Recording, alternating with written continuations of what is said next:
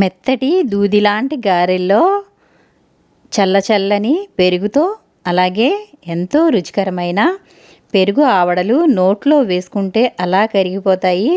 అసలు తింటుంటే స్వర్గం కనిపిస్తుందండి, అంత బాగుంటాయి. ఇవి ఒక్కసారి రుచి చూస్తే మళ్ళీ మళ్ళీ తినాలనిపిస్తుంది. అంత బాగుండే పెరుగు గారెలు అలాగే పెరుగు ఆవడలు ఏ విధంగా తయారు చేసుకోవాలో చూసేద్దామా? సుగుణ వంటింటికి స్వాగతం.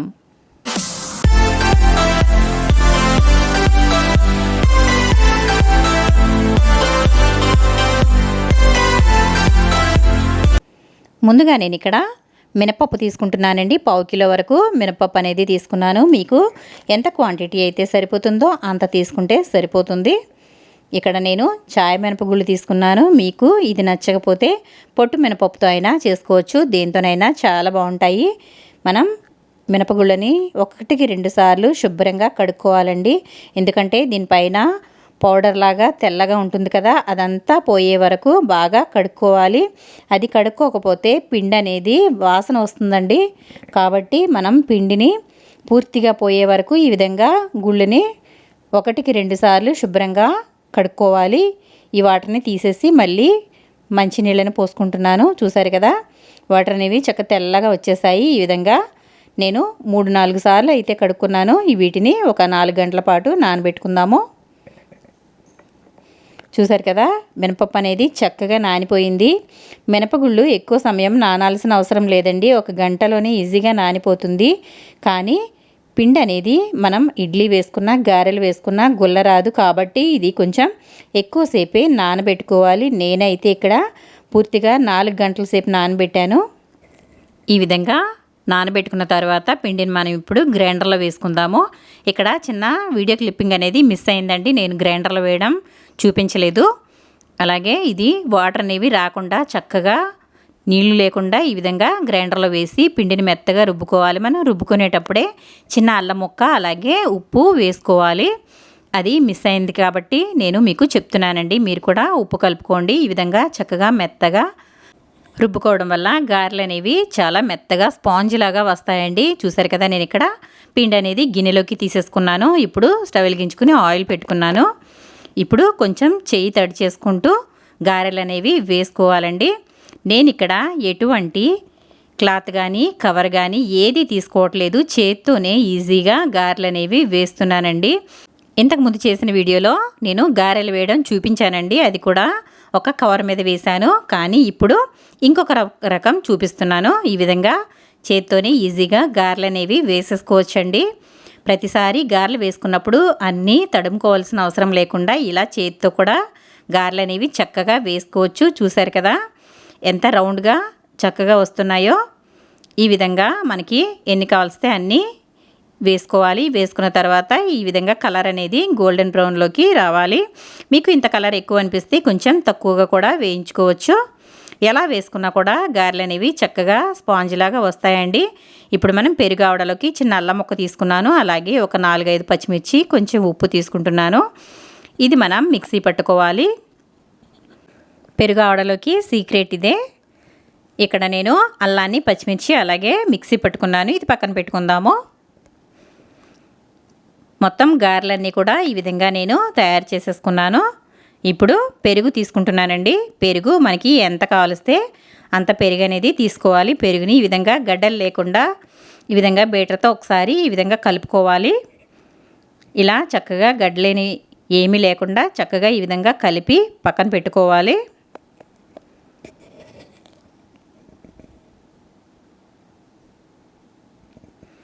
ఇప్పుడు మనం ఇందులో కొంచెం వాటర్ వేసుకోవాలండి. వాటర్ వేసుకోవడం వల్ల పెరుగు అనేది కొంచెం పలుచగా అవుతుంది. అప్పుడు మనకి ఆవడలు అనేవి చక్కగా పెరుగు పీల్చుకుని బాగుంటాయి. ఈ విధంగా వాటర్ కలుపుకొని పక్కన పెట్టుకోవాలి. ఇప్పుడు పోపు వేసుకుందాము. నేను ఇక్కడ ఒక బాండీ తీసుకున్నాను. ఈ బాండీలో కొంచెం ఆయిల్ వేసుకుంటున్నాను. ఇప్పుడు ఇందులో కొంచెం ఆయిల్ వేసుకోవాలి. ఆయిల్ అనేది మన ఇష్టం అండి, ఎక్కువైతే ఎక్కువగా వేసుకోకూడదు, కానీ మీడియంగా వేసుకోవాలి. ఇందులో కొంచెం పోపు దినుసులు వేసుకుంటున్నాను. అలాగే పచ్చిశనగపప్పు, ఆవాలు, అలాగే మినపప్పు వేసుకుంటున్నాను. ఇది కొంచెం దోరగా వేగనివ్వాలి. ఒకసారి ఇలా కలుపుకుందాము. ఆవాలు చిటపటమనే వరకు పచ్చిశనగపప్పు కలర్ మారే వరకు వేయించుకోవాలి. అలాగే ఇందులో కొంచెం కరివేపాకు వేసుకుంటున్నాను. ఈ విధంగా ఒకసారి ఇదంతా కలుపుకున్న తర్వాత మనం మిక్సీ పట్టుకుని పెట్టుకున్న అల్లం అలాగే పచ్చిమిర్చి పేస్ట్ కూడా వేసుకోవాలి. చాలామంది పెరుగు ఆవడంటే ఓన్లీ తాలింపు మాత్రమే వేసి వదిలేస్తారండి. కాదండి, ఈ విధంగా వేసుకోవడం వల్ల పెరుగు ఆవడనేది టేస్ట్ అనేది చాలా చాలా బాగుంటుంది. ఒక్కసారి చేసుకుంటే మళ్ళీ మళ్ళీ తినాలనిపించేంత బాగుంటుందండి. ఇదంతా కూడా పచ్చివాసన పోయే వరకు ఈ విధంగా వేయించుకోవాలి. ఇలాగా చక్కగా వేయించుకోవాలి. మనం పెరుగులో సాల్ట్ అయితే కలుపుకోలేదు. పచ్చిమిర్చి అల్లం మిక్సీ పట్టుకునేటప్పుడు వేసుకున్నాం కాబట్టి మనం తర్వాత టేస్ట్ చూసుకుని వేసుకోవచ్చు. ఇప్పుడు మనం బీట్ చేసి పెట్టుకున్న పెరుగుని ఇందులో వేసేసుకోవాలి. ఇందులో ఇంకేమీ వేసుకోవాల్సిన అవసరం లేదండి. పెరుగు ఆవడంటే ఇలాగే చేస్తారు. మనం పోపులో పెరుగు వేసిన వెంటనే స్టవ్ అయితే ఆఫ్ చేసుకోవాలి. ఇప్పుడు ఇదంతా బాగా కలుపుకోవాలి.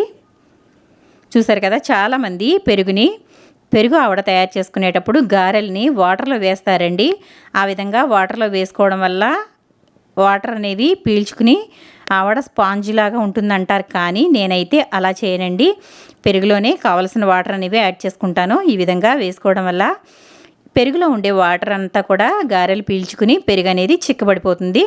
అప్పుడు మనకి కావాల్సిన కన్సిస్టెన్సీ అనేది వస్తుంది. ఇప్పుడు మనం కొంచెం ఉప్పు చూసుకున్నాను, కొంచెం తక్కువ అయింది కాబట్టి ఇందులో కొంచెం సాల్ట్ అయితే వేసేసుకుంటున్నాను. నేను ఎప్పుడైనా సరే ఇంట్లోకి పింక్ సాల్టే వాడతానండి. అది చాలా మంచిది కాబట్టి అదే వాడుకోవాలి. ఇప్పుడు ఇదంతా కలుపుకున్నాం కదా, మనం తయారు చేసి పెట్టుకున్న గారెల్ని ఇందులో వేసుకుందాము.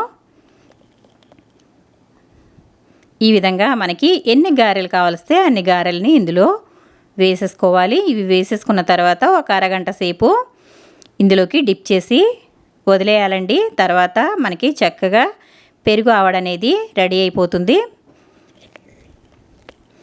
చూసారు కదా, నేనైతే ఇక్కడ ఒక 4 వరకు గారెలు అయితే వేశాను.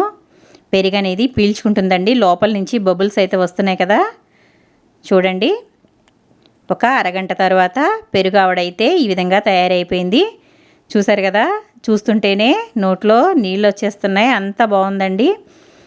మా ఇంట్లో వచ్చి పిల్లలు పెరుగు ఆవడ అనేది తినరండి. మా హస్బెండ్ కూడా చాలా తక్కువ. నాకైతే పెరుగు ఆవడ అంటే చాలా ఇష్టమండి. కానీ మనకి నచ్చిన దాన్ని చేసుకోవడంలో ఉన్న సంతృప్తి చాలా బాగుంటుందండి. చూసారు కదా, నేనైతే పెరుగు ఆవడ ఈ విధంగా తయారు చేశాను. మరి మీరు అయితే ఏ విధంగా తయారు చేస్తారో నాకు కమెంట్ సెక్షన్లో కమెంట్ పెట్టండి ఫ్రెండ్స్. మీరు పెరుగు ఆవడ ఏ విధంగా తయారు చేస్తారో కూడా నాకు కమెంట్ సెక్షన్లో కమెంట్ పెట్టండి. మీకు ఏమైనా కొత్త రెసిపీస్ కావాలంటే నాకు కమెంట్ బాక్స్లో పెట్టినట్లయితే మీ కొరకు నేను తప్పకుండా ట్రై చేస్తానండి. ఇప్పుడు టేస్ట్ చూద్దాము. వేరొక బౌల్లోకి ఈ విధంగా మనకి కావాల్సినన్ని వేసుకోవాలి. ఒక ఆవడ వేసుకున్న తర్వాత దానిపైన కొంచెం పెరుగు అనేది వేసుకుంటున్నాను. మనకి ఇందులో ఇంకా ఎక్కువ పెరుగు అనేది ఉండాల్సిన అవసరం లేదండి. ఎందుకంటే మనకి గారెల్లోకి పీల్చుకుంటుంది కాబట్టి పైన ఈ విధంగా కొంచెం ఉంటే సరిపోతుంది. చూడండి ఎంత మెత్తగా, అలాగే నోట్లో వేసుకుంటే కరిగిపోయే పెరుగు ఆవడ రెడీ అయిపోయింది. చాలామంది పెరుగు ఆవడ అంటారు, అలాగే పెరుగు గారెలు అంటారు. మీరేమంటారో కూడా నాకు కమెంట్ సెక్షన్లో కమెంట్ పెట్టండి. ఇప్పుడు నేను టేస్ట్ చేస్తున్నాను.